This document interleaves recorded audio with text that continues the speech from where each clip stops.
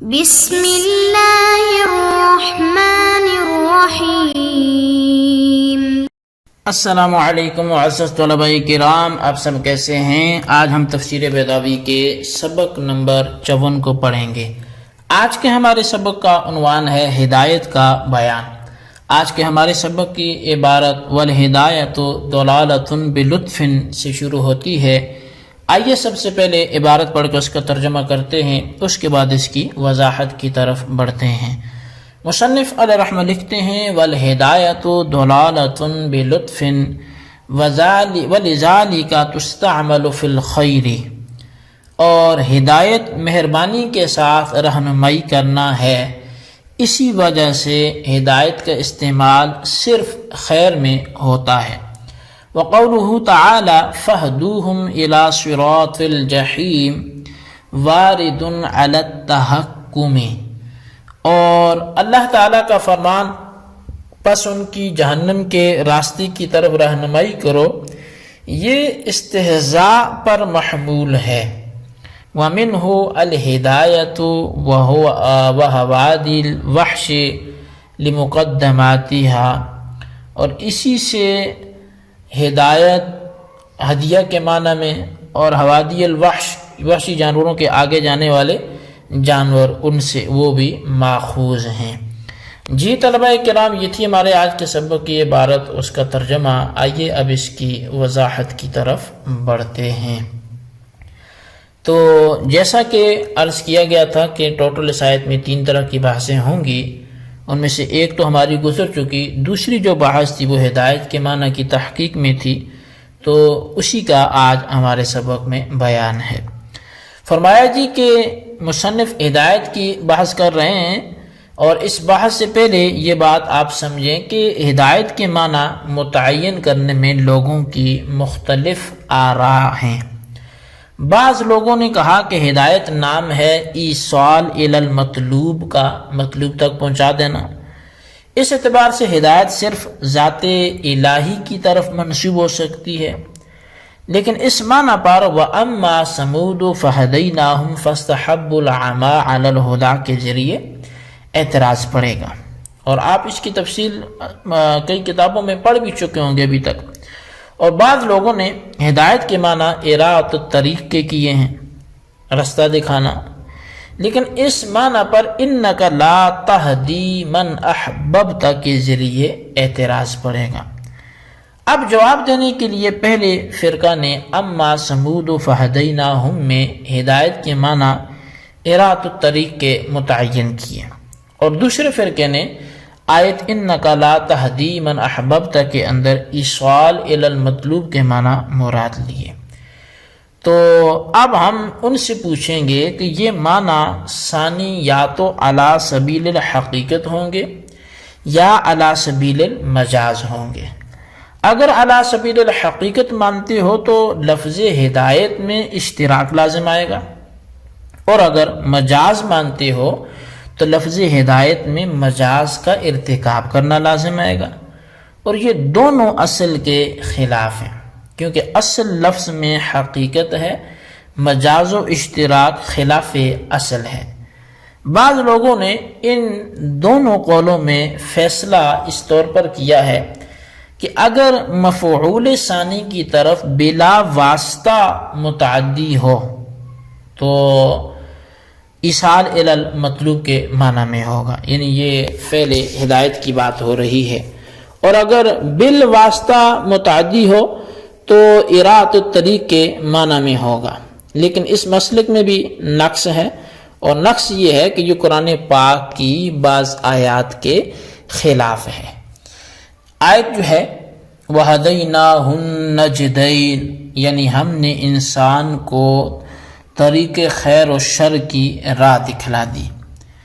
تو دیکھو اس آیت کے اندر ہدایت اپنے مفعول ثانی کی طرف بلا واسطہ متعدی ہے، مگر یہاں ایصال الی المطلوب کے معنی مراد نہیں ہو سکتے، کیونکہ آگے چل کر فرمایا کہ فَلَقْتَحَمَ الْعَقَبَةَ، کہ جس کے معنی ہے ہدایت دینے کے بعد بھی انسان گھاٹی خیر و اسلام میں داخل نہ ہوا، تو دیکھیں ہدایت کے بعد بھی خیر کی نفی فرما دی. اگر یہاں ایصال الی المطلوب کے معنی ہیں تو مقصود تک پہنچ جانے کے بعد پھر داخل نہ ہونے کے کیا معنی؟ پس معلوم ہوا کہ ایصال الی المطلوب کے معنی نہیں ہیں، لہذا قاعدہ مذکورہ ٹوٹ گیا. تو چونکہ ایصال الی المطلوب کے بعد جو گمراہی ہوتی ہے وہ ناممکن ہوتی ہے، تو اس لیے یہ ساری بحث ہو رہی ہے. دوسری آیت انک لا تہدی من احببت ولکن اللہ یہدی من یشاء الی صراط مستقیم الی صراط مستقیم. اب اس آیت میں دوسرا یہدی متعدی ہے بواسطہ الی کے، مگر ایصال الی المطلوب کے معنی میں ہے، کیونکہ اللہ نے لاکنہ سے اپنے لیے اس ہدایت کو خاص کیا جس ہدایت کو حضور صلی اللہ علیہ وسلم کی نفی فرمائی. اور یہ متفقہ فیصلہ ہے کہ ایصال الی المطلوب کی نفی کی گئی ہے، نبی علیہ الصلوۃ والسلام سے اس کی نفی کی گئی ہے. لہذا آپ کا قاعدہ کہ اگر بواسطہ الی متعدی ہو تو معنی ارادۃ الطریق کے ہوں گے وہ بھی ٹوٹ گیا. نیز یہ فرق صرف استعمال کے اعتبار سے، وضع کے اعتبار سے نہیں ہے. حالانکہ کسی شے کے معنی وضع کے اعتبار سے متعین کیے جاتے ہیں تو بہر نوع کوئی بھی قول خدشہ سے خالی نہیں ہے، لیکن قاضی صاحب ان میں سے کسی کے بھی پیچھے نہیں پڑتے اور انہوں نے ہدایت کے ایسے معنی بیان کیے جس میں نہ اشتراک ماننا پڑتا ہے نہ مجاز ماننا پڑتا ہے، جس کا حاصل یہ ہے کہ ہدایت نام ہے قدر مشترک کا، خواہ وہ ایصال الی المطلوب ہو خواہ وہ ارادۃ الطریق ہو. یہی معنی قاضی صاحب جو ہے وہ ہدایت و دلالت بلطف سے بھی بیان کر رہے ہیں. لطف کہتے ہیں خلق ما یدرب العبد الی الطاعۃ من غیر الجائی، یعنی ان چیزوں کا پیدا کر دینا جو بندے کو بلا جبر طاعت کے قریب کر دے. اب دلالت بلطف کا ترجمہ یہ ہوگا کہ اسباب طاعت کو پیدا کر کے رہنمائی کرنا، اب چاہے وہ ایصال الی المطلوب کے طریقہ پر ہو یا ارادۃ الطریق کے طریقہ پر ہو. اور چونکہ ہدایت کے اندر لطف کا مفہوم ملحوظ ہے، اسی وجہ سے صرف خیر کے اندر ہدایت کا استعمال ہوتا ہے، شر کے اندر استعمال نہیں ہوتا. لیکن اس کے اوپر اعتراض وارد ہوتا ہے کہ ہم آپ کو دکھلاتے ہیں کہ ہدایت آیت کے اندر شر کے معنی میں استعمال ہے. آیت ہے فَاهْدُوهُمْ إِلَى صِرَاطِ الْجَحِيمِ. شر کے معنی اس طور پر ہیں کہ دوزخ کی راستے کی طرف رہنمائی کرنے کا اس آیت میں حکم دیا گیا، اور یہ از قبیلہ شر ہے نہ کہ از قبیلہ خیر. تو اس کا جواب یہ ہوگا کہ یہ کلام تحکم و استہزاء پر مبنی ہے. تحکم کہتے ہیں احد الضدین کو آخر کے معنی میں استعمال کرنا، جیسے بخیل کے لیے سخی کا لفظ استعمال کرنا.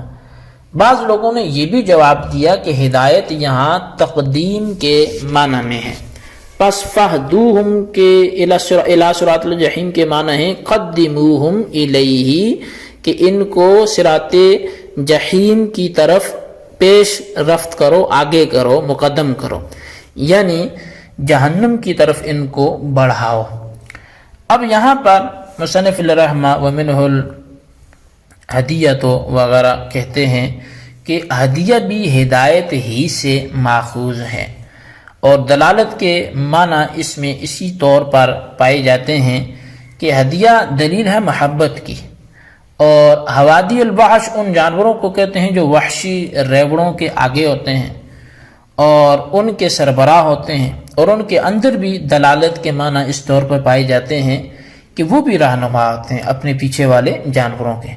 چونکہ ہدایت کے معنی لطف کے معنی بھی اس کے اندر ملحوظ تھے، اور لطف کے معنی آتے ہیں کہ خلق ما یدرب العبد الی الطاعۃ، کہ اس چیز کو پیدا کرنا جو بندے کو جو ہے وہ آمادہ کرے طاعت پر، یعنی اسباب طاعت کا پیدا کرنا.